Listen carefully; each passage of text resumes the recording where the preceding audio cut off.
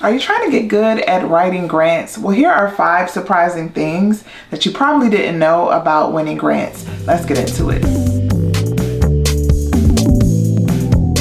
Hey y'all, this is Tiffany with Boss on a Budget. I help people start their nonprofits and raise money from the ground up. If you need help raising money for your nonprofit, comment join below and I will send you a link to sign up for a private membership where I give weekly encouragement, accountability, and training for nonprofit founders trying to learn how to fundraise. This is especially for nonprofit founders. My content is typically for those who have started a nonprofit or thinking of starting a nonprofit. And I know many of you want to figure out the whole grants world and figure out how to be more successful. But there are some things you really have to overcome, including your misconceptions about grants, because there's a lot. So let's get into it.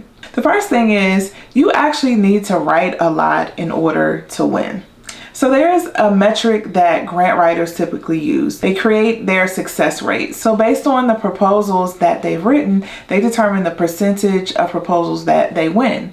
And for a lot of people or a lot of organizations who write grants, the success rate, I've seen numbers as low as 10%. So that means you actually win or are awarded money in 10% of the proposals that you actually write. Now that number may differ based on a couple of different factors that you have to keep in mind, but on average, I've seen as low as 10% and I've seen some people say around 20%. Now, if you are an established nonprofit and you apply to funders that you typically apply to and they know you well and you have a good reputation, then it's likely that your success rate is going to be higher. But if you are a new nonprofit, you don't have a lot of relationships with funders, you don't have a large budget yet, then you're not going to be as successful and not win as many grants as you write. However, if you choose to write for those more smaller grants, those local community-based grants, grants from family foundations that tend to be simpler, or grants from corporations, or those corporate foundation or private foundation grants, those tend to be easier to write. And you may have some success if people are local with getting in contact with the folks who work with those foundations and building a relationship before you apply. So if you can assess whether or not it's a good move to apply, that can increase your success rate, because then you're only applying for opportunities that you know you're more likely to win.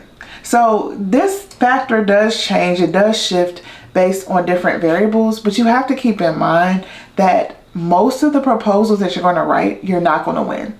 And that's a fact for the large majority of people who write grant proposals. Most of them, you're not going to win. So sometimes when people start writing grants, they'll write 1 or 2, especially people who are new to this, and then they'll get rejected, and then they get frustrated and say, nobody wants to fund me, there's no money available, and then they throw their hands up and move on. But you have to realize that if you're only writing 2 grants a year, you're not even giving yourself a chance to be successful. You're not even giving yourself a chance to win. So if you know that on the low end, only 10% of grant proposals are typically awarded, I would write a lot so I could increase the likelihood that I would get more funding. So I would write 50 grants instead of 5 grants. And you know what happens when you get used to writing over and over again? You get better.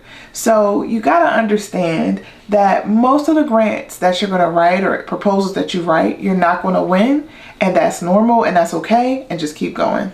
The second thing that surprises people about grant writing, especially with nonprofits, is that you can actually communicate with your funders. For some reason, people get intimidated by people who have money, and they assume that people who have money or have access to that money somehow are more important or should be given some kind of deference, or maybe they're smarter. You know, people have all these kind of thoughts about folks who have money, whether it's people who are rich individually or people who work for foundations and have access and make decisions about that money.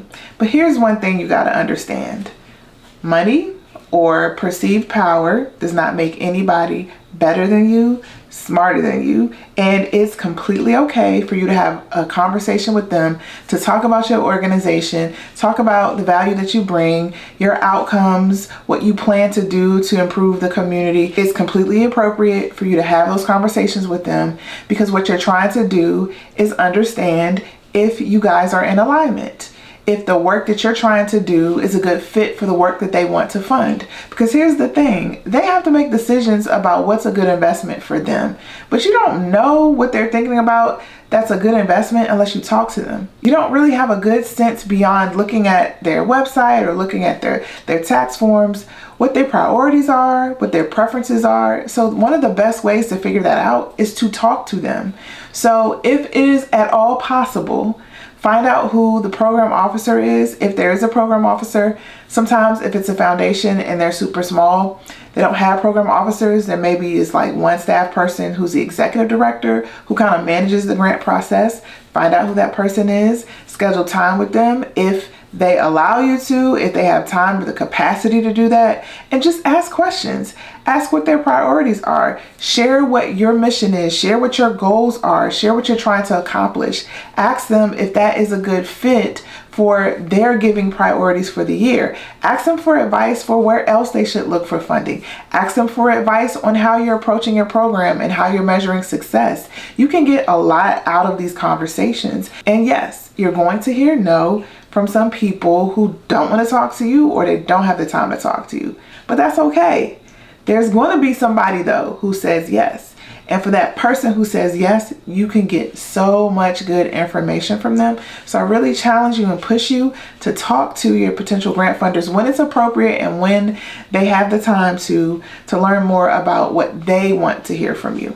And whether you realize it or not, when you talk to a program officer, particularly when it's with the foundation and the program officers manage the grants, but they don't necessarily make decisions about who wins the grants, they can be ambassadors for you. They can speak up for your program. If you share more information about what you do with your programming, then when the board is making a decision and they're going before the board to plead your case, they can speak to it in an intimate way because they know you and they know the work. So it just is an advantage to you to get to know the program officers, to get to know the folks who work at your local foundations or other grant funders.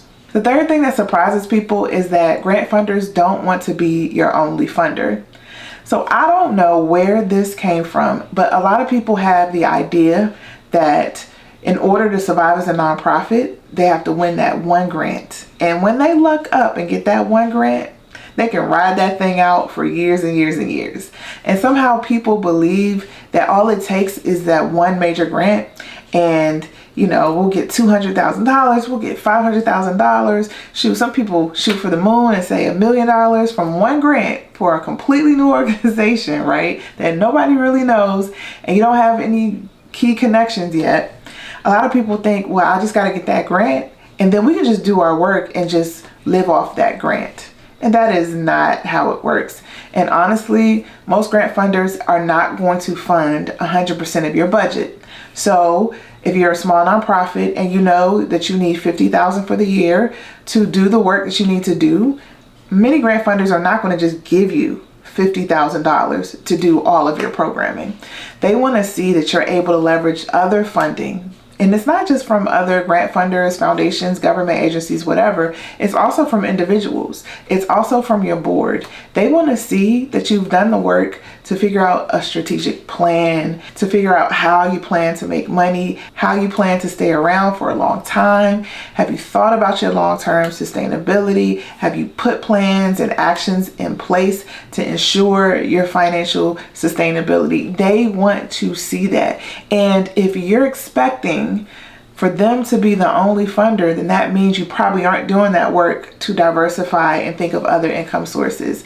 Because at any moment, they could pull that money away or their priorities could shift or they may have less money to give and you are on the chopping block. Then what are you going to do? Your programs literally have to stop.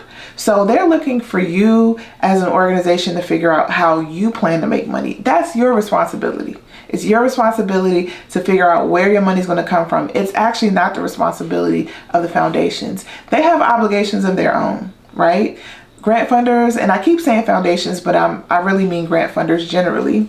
They have a responsibility to give money. They have access to large amounts of funding, and they have an obligation to give, but they are not responsible for every organization's survival. They're responsible for making the right decisions to pick the people who can spend the money to make the change in the community, but you as an organization have to figure out for yourself how you're going to survive and how you're going to continue to thrive, not just survive, but thrive and look for income in different places. The fourth thing that surprises people about grant funding is that funders love to see partnerships. And when you are writing your grants, you need to play up any partnerships that you have. So what do I mean by a partnership? A partnership could be a formal partnership where you guys have like a contract or a partnership agreement in place where maybe one organization is doing one piece of the work and your organization is doing another piece. You all are partnering together, and maybe you're going in together on the grant and you guys are splitting up the money to do the work. That is like a formal arrangement. But partnerships could also be you partner with the local church because they provide space for your summer camp and they comp that space, so you don't have to pay for it at all, and you're able to run your programming for the whole summer because of that partnership with that church. And because you have a partnership with that local church, you also have connections to the women's group or the youth club, and they also provide support with fundraising or with outreach or whatever. Partnerships show, first of all, that you are connected, that you are savvy at identifying the right people and getting things done. And funders want to see that you are resourceful, and funders want to see that you're leveraging their money and your resources. So when you're able to secure partnerships, that means that you have the ability to look at what's out there and make deals and make connections and make things happen and make it work. So if you have any kind of partnership, if you are working in any way with another organization, whether it's super formal or whether it's just super informal, make sure you play that up in your grant applications or your proposals because they love to see that. And when I say the word leverage, I just mean funders love to see that their money will stretch. So if they know they give money to you, but you're also partnering with other people to make the money stretch or have the best use of the money. So with my summer camp example, if a funder knows that you're partnering with the local church and they're paying for your space, well, the money they give you can be used for even more programming or to serve even more young people, because some of that money that you would use for something else is being comped by the church. So that puts you in a strong position when it comes to requesting funding, because the funder knows that their money can go long. It has a lot of mileage behind it. So think about all the ways you can partner with folks and how that makes you more attractive to the funders when you're presenting your programs or making your case. And the last surprising thing that I think a lot of people get surprised by is that grants do not cover everything. So I already talked a little bit about how people feel like they just need one grant, and that one grant will solve everything. It will do everything a nonprofit needs it to do. It'll make possible all the things you need to get done. And in most cases it's not, because grants tend to be pretty restrictive. So first of all, there are different types of grants. There are program grants, and then there are operating grants or administrative grants, right? So if you have a program grant, then that funder only wants you to spend that money on the program that you've requested funds for. So say you're running an after-school program, but you're also running a nutrition program, and you apply for the after-school program. Well, you can't use a little bit of that money that you got from the grant to fund the food nutrition program. You got to keep it separate. And you can only spend it on the things that you budgeted in your proposal. Because this is the thing. You proposed and you said you were going to use the money a certain way. Well, you have to use the money a certain way. And that's what they're expecting you to do.